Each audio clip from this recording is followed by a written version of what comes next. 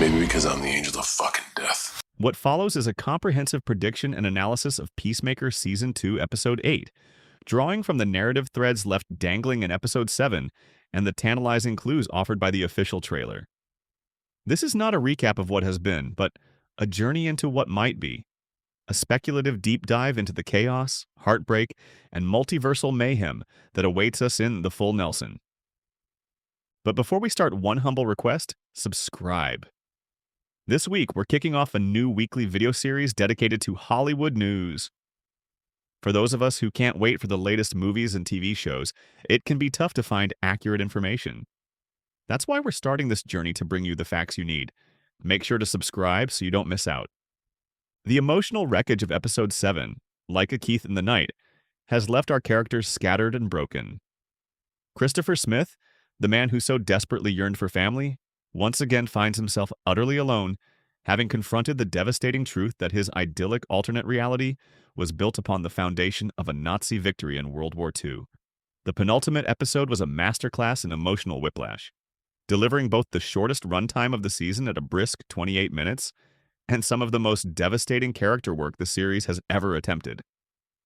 James Gunn, perhaps anticipating fan frustration with the abbreviated length, has already assured us that the finale will be a substantial affair, clocking in at over 57 minutes. But runtime alone means nothing without substance, and all evidence suggests that The Full Nelson will be a universe-altering event, serving not only as the conclusion to Peacemaker's personal hell, but as a crucial prelude to the future of the entire DCU. We find Peacemaker at his absolute lowest point. He has surrendered to Argus, and in the haunting preview for Episode 8, he declares himself the angel of effing death from behind bars. This is more than just another bout of self-pity. It is the culmination of a season's worth of trauma. In Episode 7, Chris was forced to confront the carnage he leaves in his wake, even with the best of intentions. He witnessed Vigilante murder the alternate universe's Auggie Smith, a man who, despite living in a Nazi world, was arguably a better man than his prime Earth counterpart, a father who sought to protect rather than torment. This act, committed by his most loyal friend, shattered whatever illusion of redemption Chris had left. He then cradled his alternate brother Keith, now Captain Triumph, begging his friends to stop their violent assault and proclaiming, "It's not your world that's wrong, or mine. It's me." This profound moment of self-awareness is the core of his current predicament. By turning himself in, Chris isn't just accepting punishment. He's attempting to quarantine himself to prevent his toxic influence from causing any more damage to the people he loves. The prison cell is a physical manifestation of the psychological prison he has built for himself, a place where the angel of death can no longer harm anyone. While Chris languishes in a cell, the real action is kicking into high gear under the command of Rick Flag Sr. The trailer for Episode 8 reveals that Argus has immediately begun exploiting the quantum unfolding chamber, that gateway to 100 universes that Peacemaker so carelessly inherited from his father. Flag Sr., a man still clearly grieving the death of his son, is now leading expeditions through these terrifying and wondrous portals. The footage teases a surreal journey into dimensions that defy comprehension. A garish, candy-colored world that evokes the nightmare version of Willy Wonka's factory, and a burning hellscape dominated by giant spiders with human skulls embedded in their backs. The visual language here is not merely for show. It establishes the sheer scale and variety of threats lurking beyond our reality. But what does Argus truly hope to find in these alien landscapes? According to the trailer, the official line is "resources, new ground for overpopulation." It's a humanitarian mission on the surface.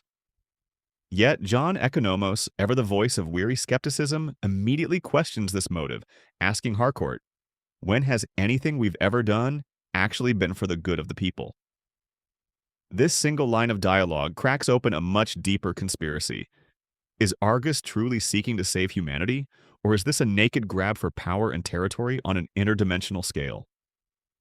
The exploration of the multiverse has never been more commercially viable, and Flag Sr.'s promise that everything we talked about is going to come to fruition carries an ominous, almost cult-like fervor. He is a man with a mission, and one has to wonder if his personal vendetta, the loss of his son, is fueling this reckless drive. Perhaps he isn't just looking for resources, perhaps he's searching for a universe where Rick Flag Jr. still lives, no matter the cost to our own. This brings us to one of the most certain and terrifying prospects for the finale: the vengeful return of Keith Smith, also known as Captain Triumph. The closing moments of Episode 7 did not show a man broken by grief, but one consumed by incandescent rage. James Gunn himself, on the official Peacemaker podcast, confirmed that we have, in effect, witnessed Captain Triumph's origin as a supervillain, a white supremacist piece of supervillain. Keith has lost everything in the span of a single episode: his brother, the Earth X Peacemaker, his father, Auggie, and his entire worldview. He was spared not out of mercy, but because Chris recognized the horrific symmetry of the situation. He was once again watching his brother be brutally assaulted. But Keith will not see it that way. He will only remember the strangers from another world who destroyed his family and the woman, Harcourt, who put a gun to his head and was prepared to execute him before being interrupted by the local authorities. The trailer for Episode 8 may not show him, but his presence will be felt. It is almost a certainty that he will find a way to breach the dimensional barrier, whether by sneaking through during an ARGUS expedition or by forcing his way through the now stable portal. He represents a very personal, very grounded threat amidst the cosmic weirdness of the multiverse. He is not a world-ending monster. He is a grieving brother with superpowers and a bloodlust, and that makes him far more dangerous. The final showdown may not be with a giant spider, but with a man whose justification for vengeance is, in his own eyes, entirely righteous. Of course, the implications of Peacemaker's finale extend far beyond the immediate fate of the 11th Street Kids. James Gunn has explicitly stated that this season serves as a prequel to Superman, Man of Tomorrow. The pieces are already in motion. We've seen the cameo of Nicholas Holt's Lex Luthor in Episode 6, and the return of his portal specialist Sidney Happerson in Episode 7. The connection between Rick Flag Sr. and Luthor is not a minor subplot. It is a foundational element of the emerging DCU. Gunn has stated that what Lex and Rick Flag are up to affects very much what happens in an aspect of Superman's sequel, Man of Tomorrow. This partnership between a morally ambiguous government spook and the ultimate narcissistic billionaire genius is a recipe for disaster. What could they be planning? The most compelling theory circulating among fans is that their interdimensional meddling will inadvertently introduce one of Superman's most formidable adversaries, Brainiac. The trailer's depiction of Argus casually probing different dimensions, treating them as resources to be strip-mined, is the perfect setup for a cosmic-level threat. What if one of those dimensions holds the Collector of Worlds, and Argus's incursion draws his attention directly to Earth? The giant skeletal spiders in the Wasteland dimension could be the remnants of a world he's already destroyed, a grim warning of what happens when a superior intelligence takes notice. The finale could very well end with the reveal of Brainiac's ship hovering over Earth, setting the stage for a conflict so massive that it would force Superman and Lex Luthor into an uneasy alliance, exactly as Gunn has previously hinted. Beyond the grand universe-building spectacles, the heart of Peacemaker has always been its dysfunctional found family, and Episode 8 must resolve their fractured dynamic. The team is divided both physically and ideologically. Chris is in prison. Harcourt, Economos, Adebayo, and Vigilante are now conscripted into Flag Sr.'s dangerous multiversal mission, seemingly without their leader and moral compass. The trailer shows them suited up and venturing into the unknown, but Economos' doubt is a potent symbol of their crumbling unity. They followed Chris because, despite his many, many flaws, they believed in his essential goodness. They do not share that faith in Flag Sr. or Argus. This internal conflict will inevitably lead them to Peacemaker's cell. They will need him, not just as a fighter, but as their leader. The question is whether he will answer the call. Convincing a man who believes he is a curse upon everyone he loves to rejoin the fight will be the central emotional challenge of the finale. Furthermore, we have the wild card of Judo Master. In a shocking turn, he saved Adebayo in Episode 7, not out of any affection for Peacemaker, but because he didn't like seeing her targeted in an unfair fight.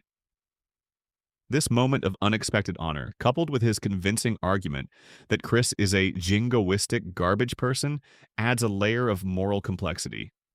His presence on the team, if it becomes permanent, would be a constant challenge to Peacemaker's authority and a reminder of his bloody past. So, where does this leave us as we head into the finale? The Full Nelson is a title that suggests being trapped, held in place with no easy escape, a perfect metaphor for Chris's mental and physical state.